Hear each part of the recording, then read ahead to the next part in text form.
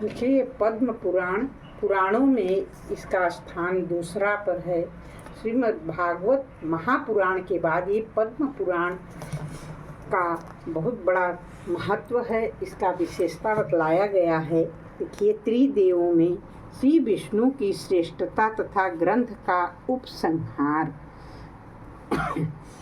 वशिष्ठ जी कहते हैं, पूर्व काल की बात है। स्वयंभू मनु परम उत्तम एवं दीर्घ काल तक चालू रहने वाले यज्ञ का अनुष्ठान करने के लिए मुनियों के साथ मंदराचल पर्वत पर गए। उस यज्ञ में कठोर व्रतों का पालन करने वाले अनेक शास्त्रों के ज्ञाता, बाल, सूर्य एवं अग्नि के समान तेजस्वी, समस्त वेदों के विद्वान, सब धर्मों के अनुष्ठान में तत्पर रहने वाले मुनि पधारे थे। वह महायज्ञ जब आरंभ हुआ तो पाप रहित मुनि देवता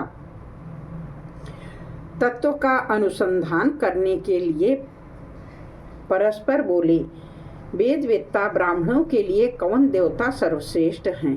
ब्रह्मा, विष्णु और शिव में किसकी अधिक स्तुति हुई है?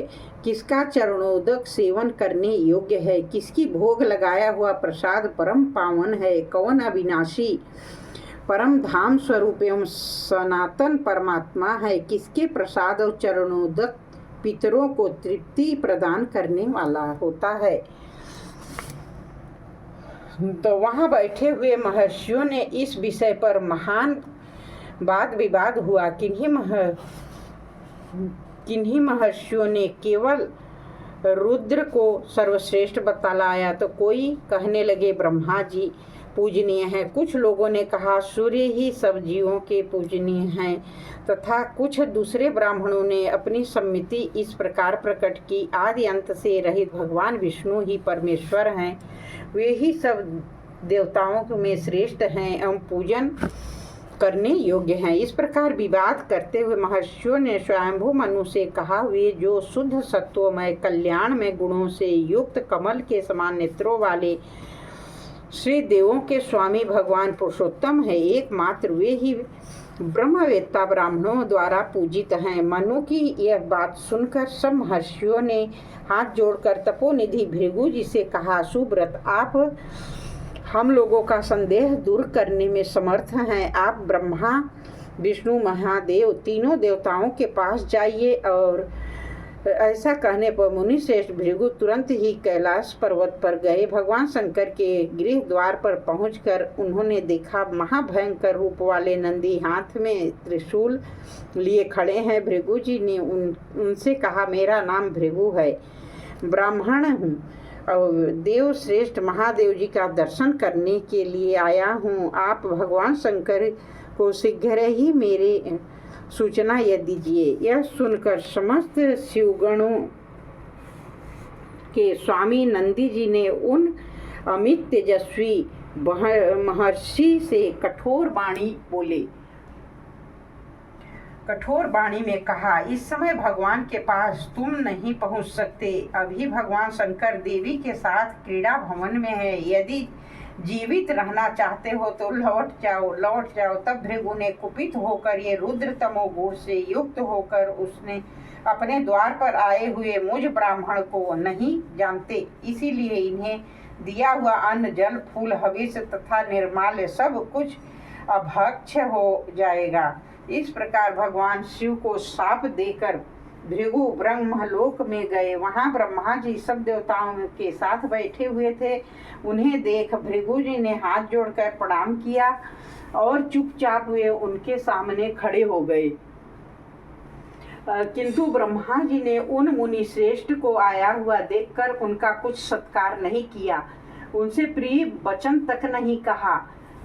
ब्रह्मा जी कमल के आसन पर महान ऐश्वर्य के साथ बैठे हुए थे। तब महातेजस्वी महर्षि ने लोक पितामह ब्रह्मा से कहा, आप महान रजोगुण से युक्त होकर मेरी अवहेलना कर रहे हैं, इसीलिए आज से समस्त संसार के लिए आप अपूज्य होंगे। लोक पूजित महात्मा ब्रह्मा जी को ऐसा साप देख करके महर्षि भृगु सहसा क्षीर सागर के उत्तर तट पर श्री विष्णु के लोक गए। वहाँ जो महात्मा पुरुष रहते थे उन्होंने भृगु जी का यथायोग सत्कार किया।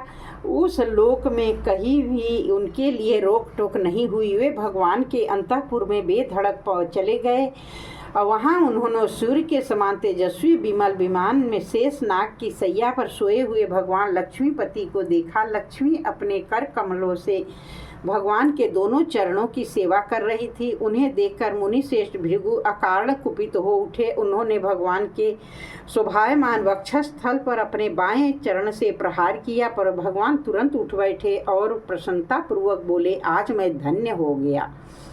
ऐसा कहकर वे हर्ष के साथ अपने 2 हाथों से महर्षि के चरण दबाने लगे। धीरे धीरे चरण दबाकर उन्होंने मधुर वाणी से में कहा, ब्रह्मर्षि, आज मैं धन्य और कृतकृत्य हो गया। मेरे शरीर में आपके चरणों का स्पर्श होने से मेरा बड़ा मंगल होगा, जो समस्त संपत्ति की प्राप्ति के कारण तथा अपार संसार सागर से पार होने के लिए सेतु के समान है। वे ब्राह्मणों की चरण धूलियाँ मुझे सदा पवित्र करती रहें। ऐसा कहकर भगवान जनार्दन ने लक्ष्मी देवी के साथ सहसा उठकर दिव्य माला और चंदन आदि से भक्ति पूर्वक भृगु जी का पूजन किया। उनको इस रूप में देखकर मुनिश्रेष्ठ भृगु जी नेत्रों में आनंद के आंसू भर आए। उन्होंने आसन से उठकर करुणा सागर भगवान को प्रणाम किया और हाथ जोड़कर कहा, अहो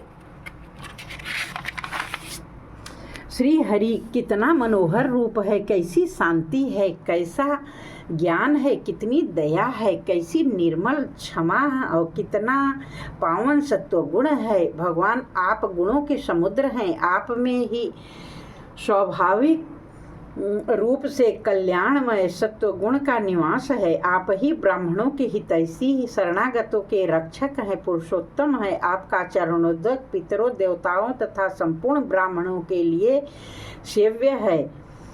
यह पापों का नाशक और मुक्ति का दाता है। भगवान आप ही का भोग लगा हुआ प्रसाद देवता, पितर और ब्राह्मण सबके सेवन करने योग्य है। इसीलिए ब्राह्मण को उचित है कि वह प्रतिदिन आप सनातन पुरुष का पूजन करके आपका चरणोदक ले और आपके भोग लगाए हुए प्रसाद स्वरूप अन्न का भोजन करें। प्रभु, जो आपको निवेदित किए हुए अन्न का हवन दान करता है वह देवताओं पितरों को तृप्त करता है तथा अक्षय फल का भागी होता है। अतः आप ही ब्राह्मणों के पूजनीय हैं। आप ही संपूर्ण देवताओं में ब्राह्मणत्व को प्राप्त हो, क्योंकि आप ब्राह्मणों के पूज्य और शुद्ध सत्व गुण से संपन्न हैं। ब्राह्मण लोग सदा आप पुरुषोत्तम का ही भजन करते हैं। जो आपका पूजन करते हैं वे विप्र वास्तव में ब्राह्मण हैं, दूसरे नहीं। इस विषय में संदेह के लिए स्थान नहीं है। देवकी नंदन श्री कृष्ण ब्राह्मणों के हितैषी हैं। श्री मधुसूदन ब्राह्मणों के हित चिंतक हैं। श्री पुंडरी कांक्ष ब्राह्मणों के प्रेमी है। अविनाशी भगवान विष्णु ब्राह्मण हितैषी हैं। सच्चिदानंद स्वरूप आप भगवान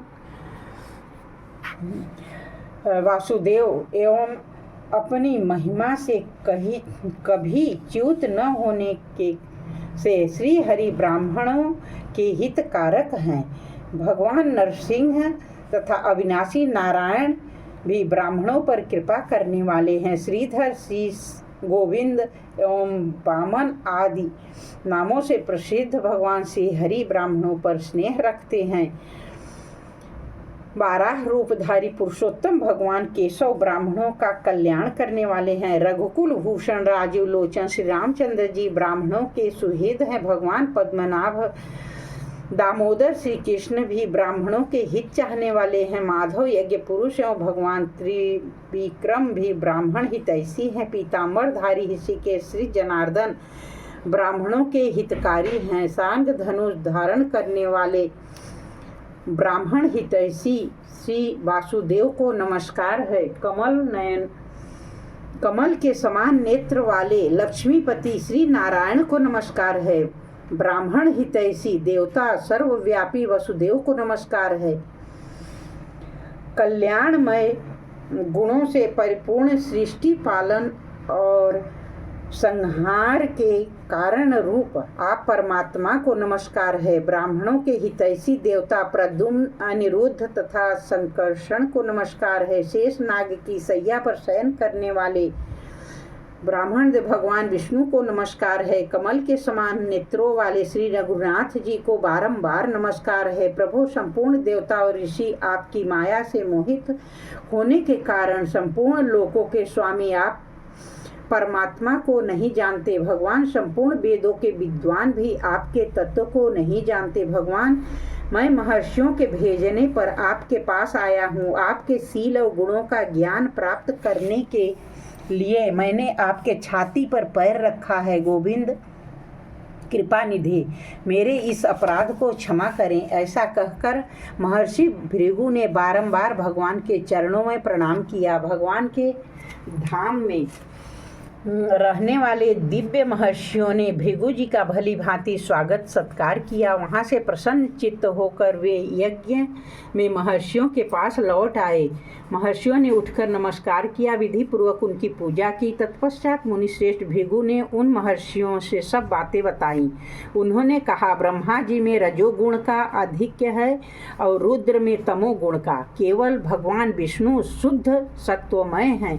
वे कल्याणमय हैं, गुणों के सागर नारायण पर ब्रह्म हैं, संपूर्ण ब्राह्मणों के देवता हैं, विप्रों के लिए पूजनीय हैं। स्मरण मात्र से पापियों की मुक्ति दी हो जाती है। उनके चरणोदक तथा भोग लगाया हुआ प्रसाद समस्त मनुष्यों के और विशेषतः ब्राह्मणों के सेवन करने योग्य परम पावन तथा स्वर्ग एवं मोक्ष प्रदान करने वाला है। भगवान विष्णु को निवेदन किए हुए हविष्य का ही देवताओं के लिए हवन करें, वही पितरों को भी दें, वह सब अक्षय होता है। अतः द्विजवरों, तुम आलस्य छोड़कर जीवन भर भगवान विष्णु का पूजन करो। वे ही परम धाम हैं, वे ही सत्य हैं, सत्य ज्योति।